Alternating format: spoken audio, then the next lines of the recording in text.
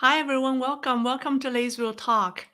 I can't believe it's weekend again. Time flies. We're a few months away from the end of the year. Can you imagine that? I still remember the beginning of this year or the end of last year. Anyways, I hope your weekend is good so far. Yes? Good? People can hear me okay? All right. Wow, this lipstick is really red. Okay. All right, let's get started. When observing CCP politics or events related to the Chinese leader, if you observe the event one by one, you get one idea. Um, However, when you watch a series of events, like we've done in the last week, then you notice a pattern, right? Then you notice a pattern of how he makes decisions. And then after a series of recent events, I noticed that Xi Jinping has become increasingly paranoid and have been reacting to things in a manner that's impossible for his subordinates to follow. And I think this may be the biggest risk in geopolitics, as Xi's decisions may appear increasingly random to the outside world and even deadly to those near him. Um, I Many of you have sent me emails and asked me about the events this week, like the economic stimulus package that the CCP rolled out, the launch of the missiles, and there are a whole bunch of other events.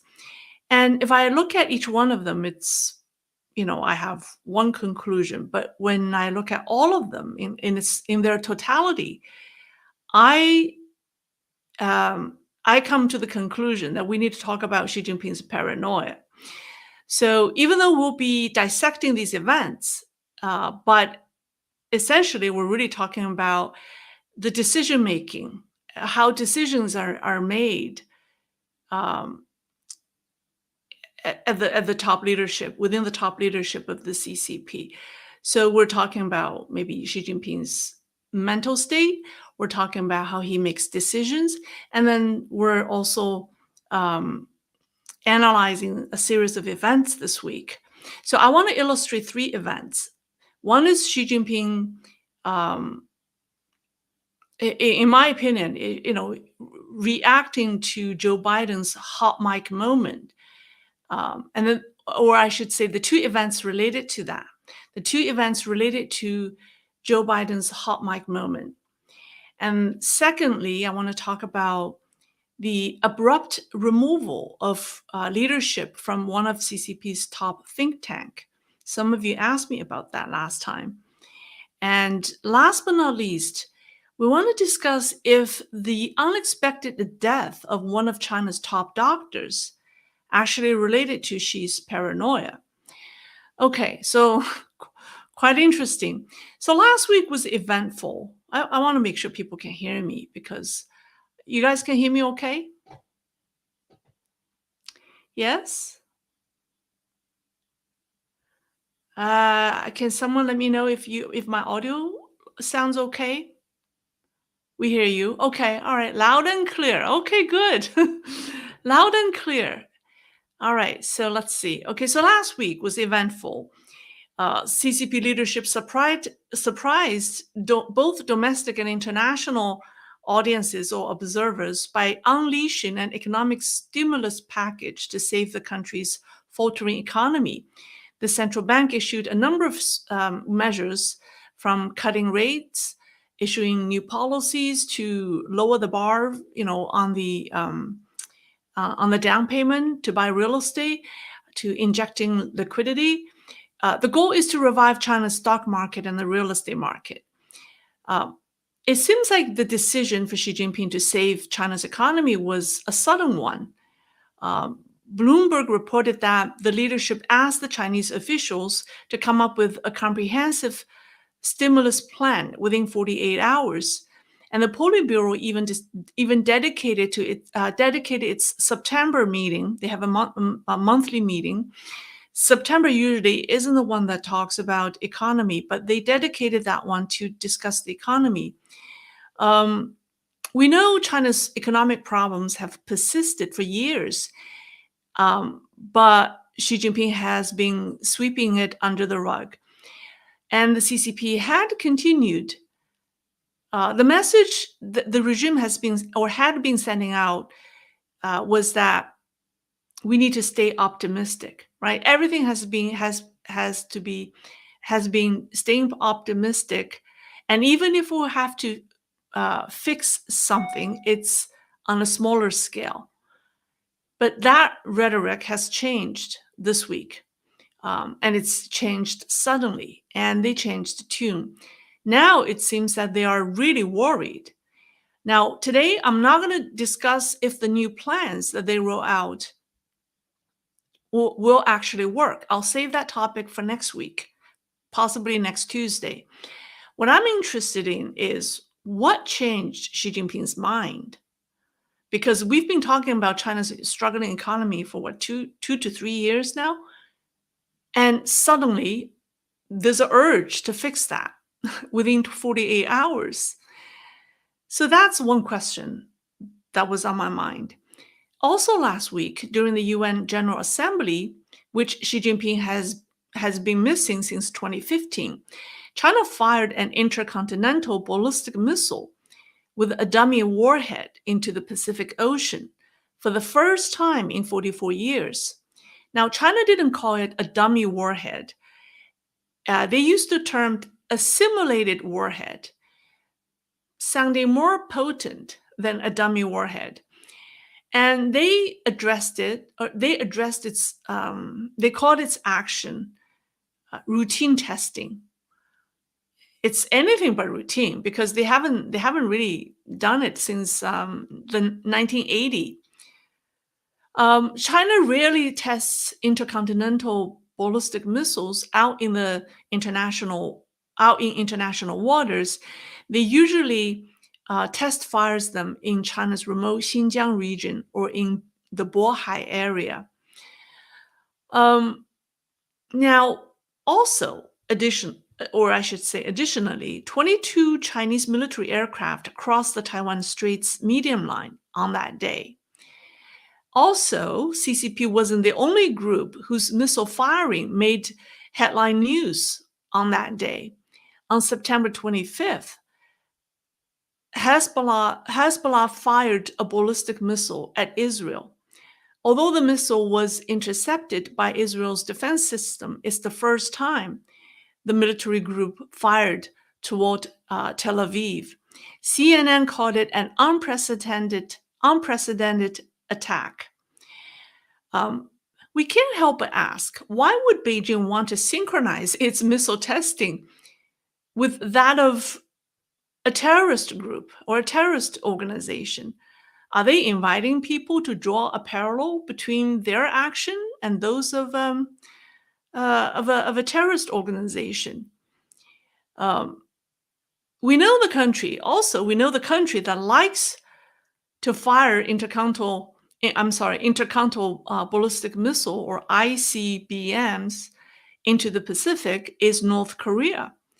So CCP's action last week has put itself in the same league as North Korea. So all of that is telling us it's no small feat. One analyst calls it a provocation of war.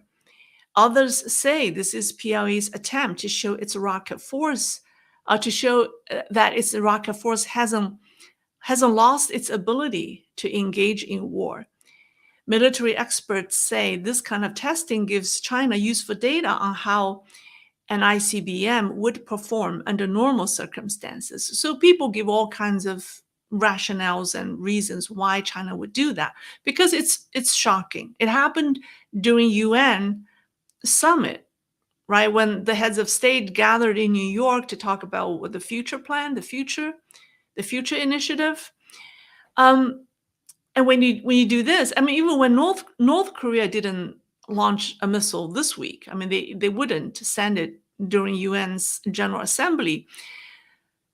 I think all the reasons all the experts gave are true, but I want to offer a different perspective. That is, I think Xi Jinping is reacting to Joe Biden's hot mic moment from last weekend.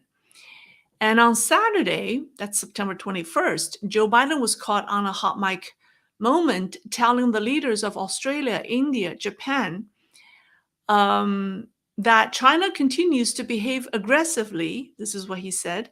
China continues to behave aggressively, testing us all across the region. And he was heard uh, in what was supposed to be behind closed door remarks to the Quad leaders, as saying that while Xi Jinping was focusing on domestic economic challenges, he was also, quote, looking to buy himself some diplomatic space, in my view, to aggressively pursue China's interest, unquote. So that's what Joe Biden said, during the hot mic moment. I immediately know this remark would make Xi Jinping feel paranoid and extremely paranoid, particularly over what Biden said about that he's focusing on domestic economic challenges and looking to buy himself diplomatic space. These 2 points hit Xi Jinping really hard, and he reacted strongly. Now, I read somewhere, I forgot where, but one of the think tank or one of the experts, leading Western experts, said that what Biden said, did not surprise us and shouldn't surprise Xi Jinping. Well, that's what we think, but not according to the Chinese Communist leader. I think it's very unpleasant to him. How do I explain that? Let me use parenting as an example to illustrate my point. Suppose CCP is an irresponsible, selfish parent who neglects his children without bathing or feeding them, no matter how his children cry and beg for food and help. Instead, the CCP parent spent enormous amount of money on the children from other families in the village to buy their adoration or admiration or adoration from them. One day, the CCP parent heard a few adults in the village talking amongst themselves, and Uncle Sam said, the head of CCP household, Xi Jinping, is having trouble finding money to feed his children, but he still spends a lot of money in the village to buy himself popularity and influence. What do you think Xi Jinping will react? He's utterly paranoid. And I think that's essentially what happened with regard to Biden's hot mic moment. And that's why Xi Jinping demanded his officials to give him an economic stimulus plan within 48 hours, because he needs to save face. Because he has to do something to take care of his children, or else they will be up against him when the adults and children in the village are now openly talking about how he spent money on other children and not his own. By the way, last week, Beijing did announce for the first time, as far as I can remember, I think for the first time in history, that they would actually earmark, I don't remember the amount, but I know it's half of the amount. It's earmarking maybe 15 billion. No, it's more than that, maybe 150 billion. I don't remember the exact amount, but I know it's half of the amount that the CCP leader promised to African leaders at the China-Africa summit a few weeks ago. It was exactly the half of the amount of that, of how much amount he would help the African nations. So he is going to earmark half of that amount to help the extremely poor Chinese, like orphans and disabled people. He would help them. So now people living at the bottom, very, very bottom. I mean, they're orphans and they're, people who are disabled, people have no means of making any money. So he would give them money. And the total amount given to the Chinese is only half of the amount he gave to the African leaders. Of course, if Biden said those words privately at the summit, Xi Jinping wouldn't be paranoid. But the fact that it was leaked to the public made Xi Jinping mad. Um, I hope my analogy, my story made sense to you guys. That's immediately what came to my mind. I think this will make him very mad. Now, other than scrambling to come up with an economic plan, what else did he do? Launch a missile test to give Joe Biden a stick warning. Did you say I'm testing you? I sure am. I mean, he has to do something from his position. From I'm not saying Joe Biden's position, from Xi Jinping's position, he has to do something to save his face in front of his domestic political enemies, right? So that's why we're seeing the missile launch. Now, I have this is my theory and speculation, my analysis. I have no insider information to verify that. And it's it's impossible to verify, but it's based on a concept in CCP politics. It's called there's an expression called in Chinese it's 外事出内事, which means external affairs drive internal affairs. So many of CCP's domestic policies are actually based on how CCP wants to cater to international communities. So the CCP never really uh, consider its people or its people's well-being important, but it does.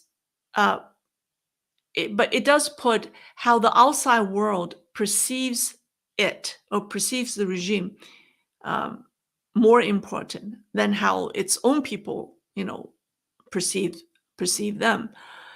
One example is the amount of effort Beijing spent on, beautifying its city during the Beijing Olympics.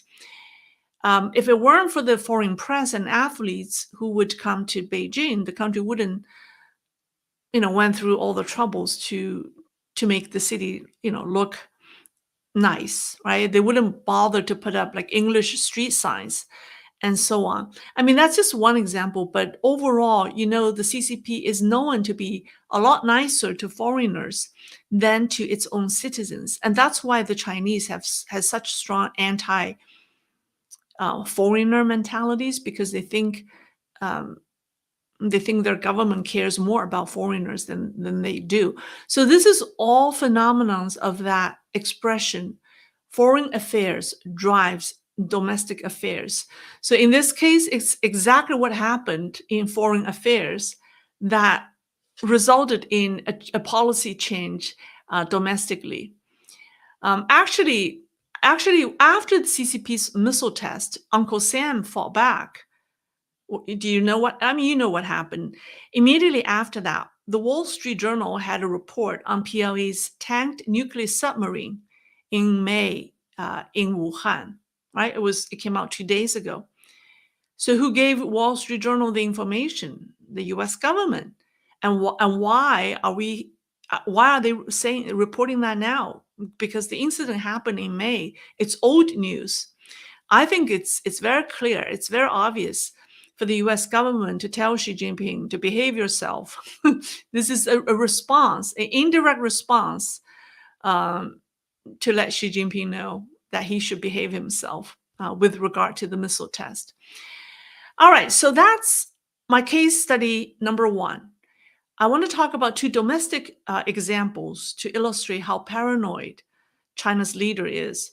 Recently, do I have pictures? I've been talking. I have pictures to show you. Oh, here we go. That's the Quad meeting. That's the picture taken on last Saturday. Yeah, hold on. Sorry. What's next? Oh, this guy. Yes. All right, let's talk about the next event. These are all series of events you have asked me. My fans have asked me. So a political earthquake occurred at one of China's or CCP's most important think tanks. It's the Institute of Economics at the Chinese Academy of Social Sciences. The entire leadership of the institute, including the director, the deputy directors, the party secretary, were all replaced. And the reason? is that its deputy director, the man you see here on the left, Zhu Hengpeng, made, quote, reckless criticism of the central government. Zhu has been detained for investigation since the spring.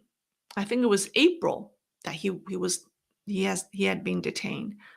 Um, and this is because in a private WeChat group, Zhu allegedly criticized Xi Jinping's handling of the economy and made veiled remarks about Xi's personal life and possible death. How do I translate? Yeah, he made remarks about Xi Jinping's life and death. Yeah. Um, Now, the Chinese Academy of Social Sciences is the highest academic institution for social science research in China and is considered the most important think tank and ideological stronghold for the Chinese Communist Party. The institute has been tasked since this happened, since this leadership change. The institute has been ordered to go through a cleaning up, an internal re-education program to clean up residual toxins. So on September 11th, the Academy held a meeting to kick off an education campaign to build a so-called loyal and reliable academic force. A loyal and reliable academic force. Party leaders are required to sign disciplinary responsibility commitment letters and are reminded to abide by the 10 prohibits, the 10 not to do's, the CCP's 10 commandments, the 10 no's. And one of them is do not collaborate with foreign institutes.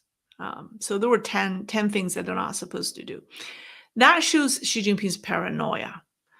It has stretched from the military to academia, to research institutes.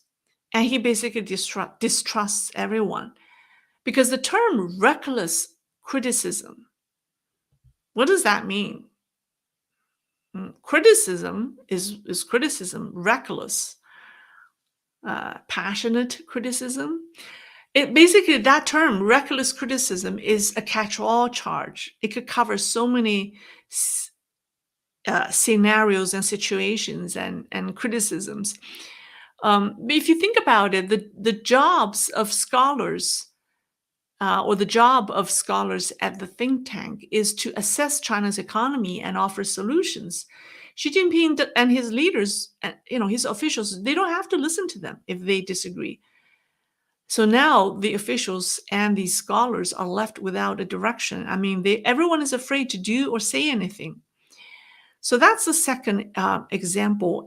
When it first happened, it has happened for quite a while, for 2 weeks, I don't know, 10 days. The Western world didn't say much about it. It's only recent. So in the Chinese community, we have been discussing that. It's not surprising to us because we see this kind of thing happening all the time, but the West started to pay attention to it, I think, a few days ago. It's in the media. So that's the second scenario. And then the last one, I want to talk about this doctor whose death has been the subject of rumors. And when it comes to CCP politics, we can't do without rumors. All right, here's the guy. I'm told not to use the word guy because it's not polite. I should say person or man. Okay. Anyways, where was I? Okay, I want to show you. Yes, his name is Shang Aijia, Dr. Shan. Dr. Shan. Dr. Shang. Dr. Shang was a renowned physician at the famed Beijing hospital treating top CCP leaders. It's the PLA General Hospital, aka the 301 Hospital. He was a senior colonel and an expert in spinal cord neural surgery. specializing in microsurgery for spinal cord diseases in both children and adults. He was particularly skilled in treating spinal cord tumors, spinal vascular diseases, cervical osteoarthritis, lumbar spine diseases with minimally invasive and microsurgical techniques. Dr. Shang passed away on August 31st at age 51. His obituary was issued on September 4th and published on September the 6th. His sudden death caused a wild storm of speculation online. Rumor has it that he was the surgeon who operated on Xi Jinping when he was sick. We remember during the third plenum of the Party Congress, there was so much rumor about Xi Jinping suffered a stroke. So they say he was the one who operated on Xi Jinping, and he leaked Xi's health problems, including the prognosis that Xi wouldn't be living beyond the end of the year. And because of that, he was ordered to die. And the obituary, the obituary was leaked online, and it showed a few irregularities. I have an image of the obituary. It's really not an obituary. It's just at the time. Yeah, here it is. So the first thing is in China, obituaries or this kind of a notice of it's really kind of an announcement.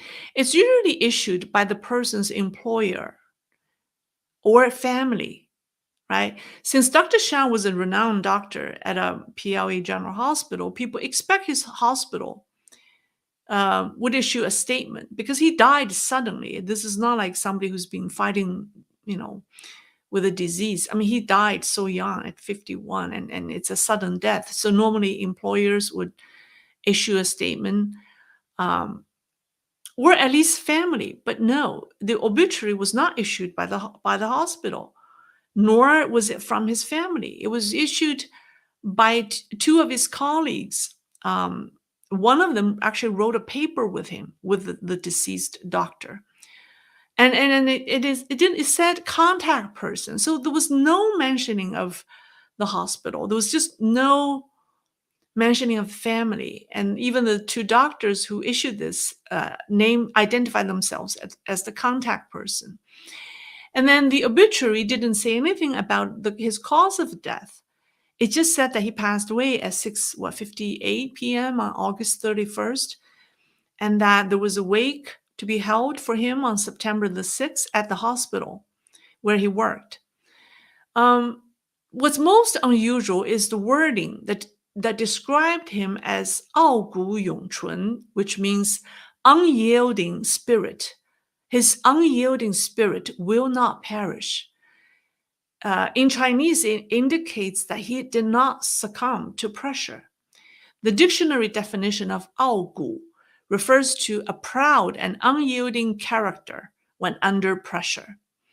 So what kind of pressure did Dr. Shang not submit to before his death? Where did this pressure come from, if it existed? And the term unyielding spirit suggests resistance against higher authorities. So we wonder, what has happened? Now, then on September 6th, a Chinese influencer from within mainland China released several videos which reveal that Dr. Shang committed suicide due to harassment from a patient he treated a few years ago. But the patient insisted that the doctor did not personally perform the surgery on him, and so he demanded compensation of 6 million yuan. And the doctor was continuously harassed until he had enough and committed suicide. On September 7th, the influencer released footage of the doctor's wake, showing the hearse leaving the hospital building, escorted by soldiers, with a large number of hospital staff looking on and paying their last respect. And I saw the video, but strangely, that video is no longer, I can't find it anymore.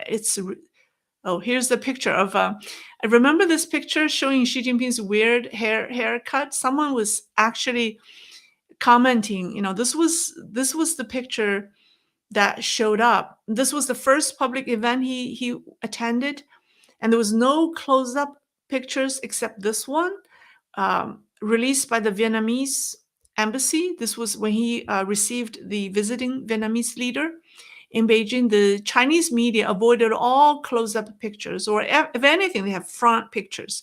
This one was taken by the Vietnamese embassy, and it showed a side view.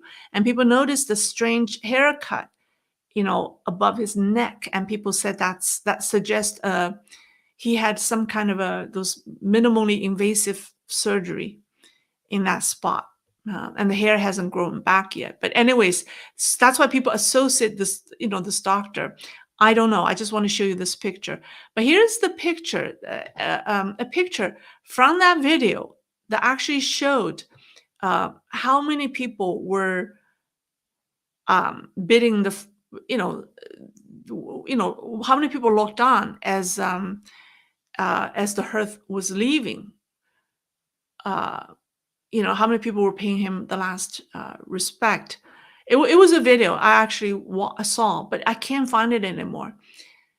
So the fact that this influencer was able to get footage from the doctor's wake and from this indicates that he's well connected. He's one of the insiders, right? And so, but people didn't believe what he said, because you know how wealthy Chinese doctors are? To be who he is, this Dr. Shan, $6 million is nothing to him. And also he's a military. He works for the most prestigious hospital in China, and he treats, CCP leaders. Who can mess with him, right? So, there's no way people believe that he committed suicide because of an unhappy patient who wanted 6 million yuan from him. I'm sorry, not dollars, yuan from him. People just didn't buy that at all. However, that didn't stop people from believing that he did have one unhappy patient. He did have one unhappy patient, and that patient wasn't happy not because of and that patient wasn't happy not because of that he didn't personally perform the surgery, but it was something else.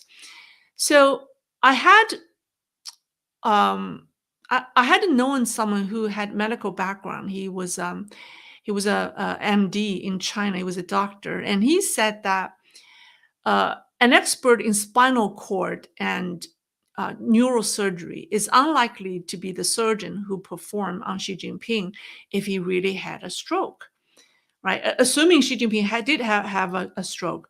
But if he didn't have a stroke, he had one of those spinal cord problem, then he would be the surgeon, because he's one of the best in China. So he said if Xi Jinping indeed suffered a stroke and required surgery, it's hard to imagine a spinal cord specialist being called upon to perform the surgery. This claim doesn't seem medically credible. However, we cannot rule out the possibility that Dr. Shan was one of the specialists involved in consultations, offering their expert opinions on Xi's treatment plans. And in that case, it's very possible that he had full knowledge of Xi Jinping's health issues. And if he talked about it privately, like the economists and those scholars who got into troubles because they discussed, Xi Jinping's poor economy and his life and death issues, he was very likely held responsible. This doctor was held responsible for leaking Xi Jinping's health secret, or irresponsibly discussing state secret. So even if the authorities didn't, quote unquote, execute him, the amount of pressure he was subject to was enough to crush him. And it's not surprising that he chose to end his life. So, and also there are online comments posted by his patients who saw him. His patients were very disappointed that he passed away because they had scheduled he operated on them and they had follow-up appointments with him, and now that he died, they don't know what to do.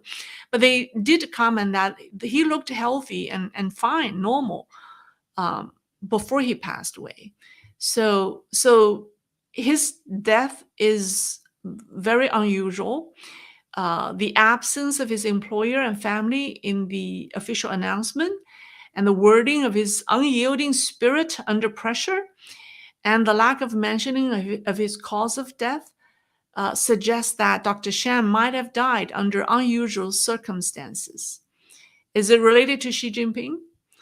We don't know, but I think it's very likely that, just like Joe Biden, this doctor is one of those who have uh, who made Xi Jinping very paranoid. Um, okay, I went through several events that people have asked me about, and these are really the top events concerning the the Chinese leader and CCP politics in the past 1 or 2 weeks. This is what people, astute China observers, have been talking about. But I think they may cover several um, areas, right? From Sino-U.S. relations, from China's economy, to Xi Jinping's handling of his think tank and advisors, to this rumor. The last one is a rumor, rumor of the possible death of one of his doctors. Uh, the subjects vary, but I think there's a one common theme, that is Xi Jinping's decision making, uh, and how he reacts to things. And I think it really indicates the level of paranoia has greatly intensified. That's what I want to say. I hope this is helpful. All right. Okay. I see several colorful stickers. Let me see. All right. Wow. I don't know if, oh, here we go. Another YouTube channel, Trump would have said that out loud, as so she and the whole world heard. Problem is Biden is weak and is too scared to have she heard him say it. Uh, Biden and Kamala do not know what diplomacy is. Agree. Well, I think Biden knows too much about diplomacy. And his mistake is when he applied his diplomacy to dealing with Xi Jinping. That's a mistake, because diplomacy is for gentlemen. Diplomacy is for the civilized world. And when you deal with the CCP leader, you can't use diplomacy, right? Like the example I gave you, how do you deal with a neighbor, a totally irresponsible parent who beat up his children, who don't take care of his children? I mean, what do? You use diplomacy to deal with that person? It won't work. It won't work. So I don't think the problem here is he didn't apply his diplomacy. The problem is he tried to be civil and polite and try to be diplomatic, and that's counterproductive. With communist leaders like that, you need to be straightforward. You need to be calm but straightforward. You have to, because the biggest trait with CCP leader is they don't say everything that come out of their mouth is not what they actually think or what they say. So they fear anyone who is, and so they play that rule. They play that trick with other leaders. So to some extent, I think Western politicians have become like that. What they say is not what they mean. That's why they're politicians. If you are very straightforward, then you become too blunt and people don't like you, and then you're not diplomatic, and therefore you won't be elected, right? But I think in this case, maybe a more direct approach to the CCP probably will work better. So I think it's not the issue of too much diplomacy. I mean, it's not the issue of lack of diplomacy. It's too much diplomacy. Boycott China. I would like to buy some popularity, if I may, from you and all the lovely lady. Bye. Okay. Well, thank you. Well, you certainly have my attention. And you're popular because I say your name every time. Am I pronouncing it? Say it right. Boy, Kachina? Kachina. Kachina. I don't know how to say it. But my mispronunciation may make you more popular. I think people do enjoy uh, my problem pronouncing certain English words. I think if my English were perfect, you guys would be disappointed. I think people do enjoy my lack of occasional or often lack of proficiency in English language. I think it does not hurt my communication with you, but it does make uh, it does make it more interesting. So I think my mispronunciation of your name actually make it more popular, if I'm right.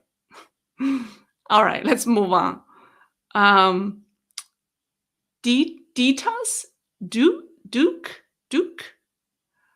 Oh, thank you. That's euro. Okay, is that euro or pound? That's pound. It's not euro. Okay. Um, all right.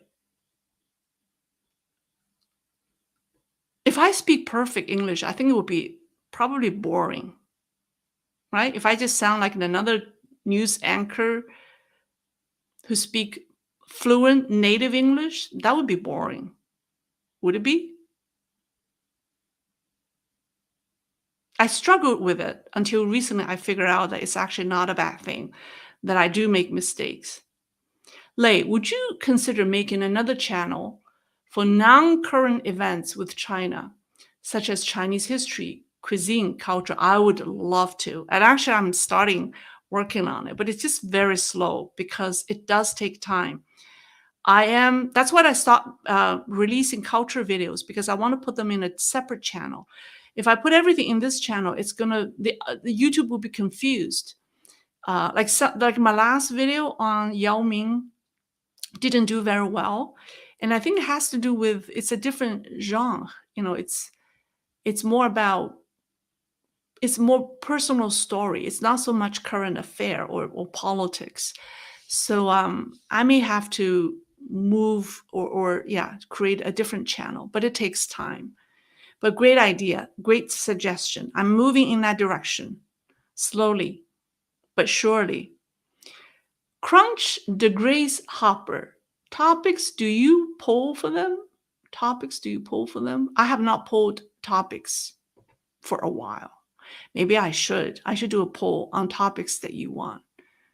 Um, Brandon G. Well, thank you, Brandon, for the super sticker. I appreciate that. David Lopan. David, the hearse looked like a mobile execution van. Oh my goodness. All right. Yeah. In the video, there were a lot of people, nurses and doctors wearing their white uniform, white jacket, doctor's jacket, coming out to pay him last respect. It was quite something. So his death certainly caused a stir in the hospital. So, all right. That seems to be all, and I'll pick some random questions. Let's see. Your English is fine. UK here. Like, oh, okay, good. That is pound. Yeah. My English is fine. Good to hear that. Authentic. Language is a pretty fluid concept. Welcome to Mistake Makers Club. Mistake Makers Club. Oh, language is an expression. This is diversity. Okay, I love Ed C. Is the sunken submarine in Wuhan the same as the sunken sub that you discussed months ago? The one I discussed was last year. I didn't discuss one. There was one spring, yes, in May. I might have mentioned it, but I didn't do a program on that. But at the time, some again, it was rumor. Rumor had it that there was a Chinese vessel that sunk, and they were trying to. It was a submarine. They even said it was a submarine, but they didn't say it was a nuclear submarine. They didn't say which model it was, and also the location was different. It was not in Wuhan. It was somewhere on the coast. Uh, so people are still saying. I hear some people still saying that it was not in Wuhan. So I don't know. I don't know. I think those people might have been wrong, or it's another submarine. It was a different one that sank in May. In a different location. All right, Lei, you speak so well. I thought you in U.S. newbie here. You in okay. Uh, okay. All right. Well, thank you for the encouraging words. Your hair look great up. Yeah, I rarely wear black to my program. I wore black today, so I have to put my hair up. Otherwise, it's all black.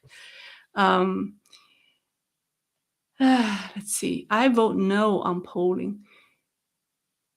Uh, okay. All right. Any questions?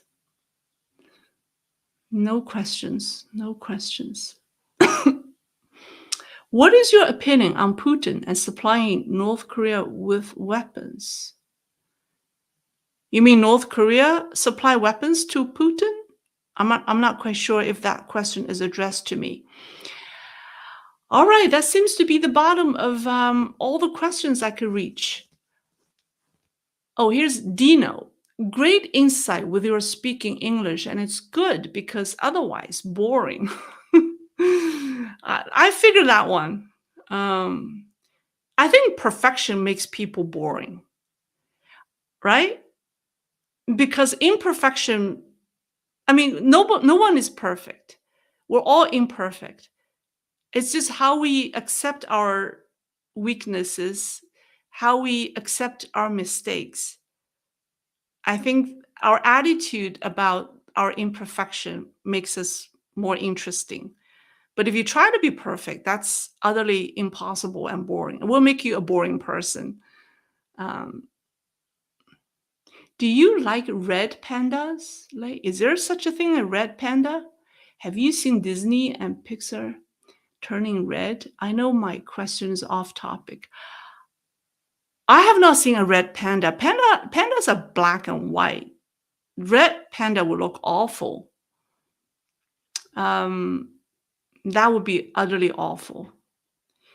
Brian Cobb, your channel is the best for China related news. You cover it all: economics, geopolitics, and strategy.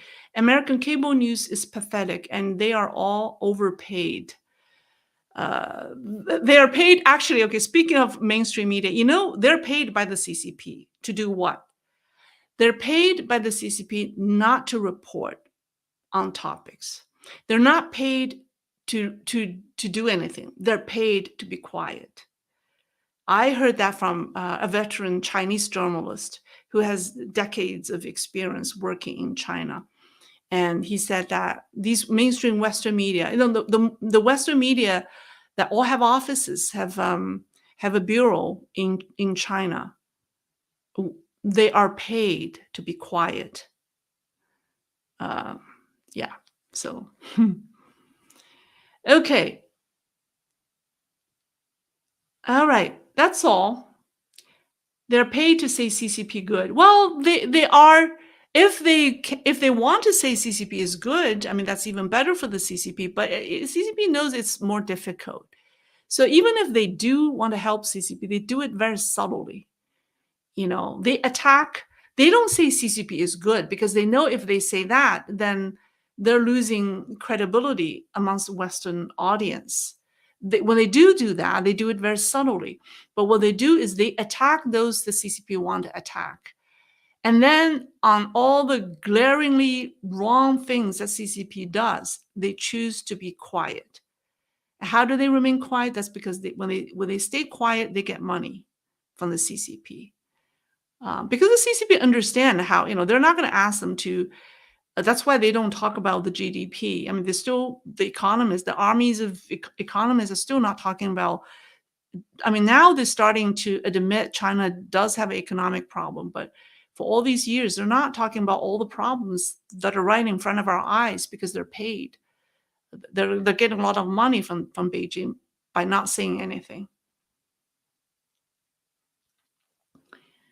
All right, that's all. I will stop here. Enjoy the rest of your weekend, and I'll see you next week. And I will talk about